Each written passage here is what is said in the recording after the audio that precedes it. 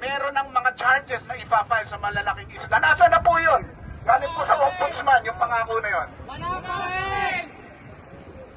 Pinapaalala lang po namin, wala po kami sinasabi, pinapaalala lang po namin. Dahil magsosona na, ay ang mismong tumatayong presidente ngayon ng bansa ang mapapahiya niyan dahil isang taon na